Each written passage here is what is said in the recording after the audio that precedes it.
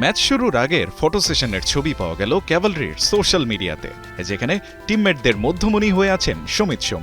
তবে আলাদা করে নজর কাড়ল তার জার্সির মাঝে বাংলাদেশের লাল সবুজ পতাকাটা।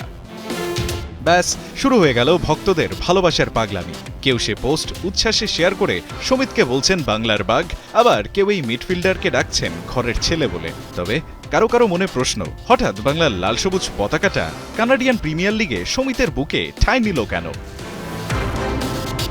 উত্তরটা ছিল ক্যাভদের জার্সিতেই। মূলত কানাডিয়ান প্রিমিয়ার লিগের 1 ইয়ার আউট ক্যাম্পেইনের অংশ ছিল এটা, যার উদ্দেশ্য পুরো বিশ্বকে ওদের লিগের এই আয়োজনে স্বাগত জানানোর পাশাপাশি দেশটিতে বসবাসরত বিভিন্ন দেশের বিভিন্ন কমিউনিটির মানুষকে সম্মান জানানো।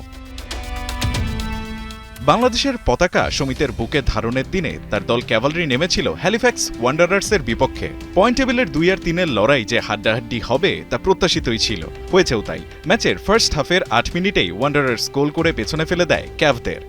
ছন্দ খুঁজে ফেরা ক্যাভালরি নিজেদের চেনা ফর্মে আসে সেকেন্ড হাফে। সে সময়টায় ওয়ান্ডারার্সের বিপক্ষে আলো ছড়িয়েছেন বাংলার মিডফিল্ড মায়েস্ট্রো সমিত সোম। পুরো মাঠ জুড়ে দাপিয়ে বেরিয়েছেন তো বটেই, প্লে করেছেন ট্রু বক্স টু বক্স মিডফিল্ডারের রোল। 68 মিনিটে মাঠ থেকে উঠে যাবার আগে একটা গোলের সুযোগ তৈরি করার পাশাপাশি আরেকটা গোল নিজে করেই ফেলেছিলেন প্রায়। পরিসংখ্যানও বলছে কতটা দাপুটে ছিলেন বাংলার সমিত। ফুটমব বলছে পুরো ম্যাচে 74% অ্যাকুরেট পাস দিয়েছেন তিনি। অ্যাটাকে গিয়ে ফাইনাল থার্ডে পাস দিয়েছেন 5 বার। ডিফেন্সিভ রোলে সমিত ছিলেন আরও জমাট। 67% ট্যাকল জেতার পাশাপাশি 2 বার ক্লিয়ারেন্স, 1 বার ইন্টারসেপ্ট আর 6 বার করেছেন বল রিকভারি। ডুয়েল জিতেছেন 50%-এর বেশি। এই মিডফিল্ডারের আলো কেড়ে নেয়ার দিনে হতাশ করেনি তার দল ক্যাভালরিও। 68 মিনিটে সমিত উঠে যাবার পরের মিনিটেই এলভার গোলে সমতায় ফেরে ক্যাভরা।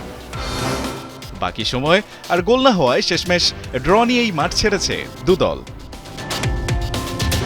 রায়হান আহমেদ, 71।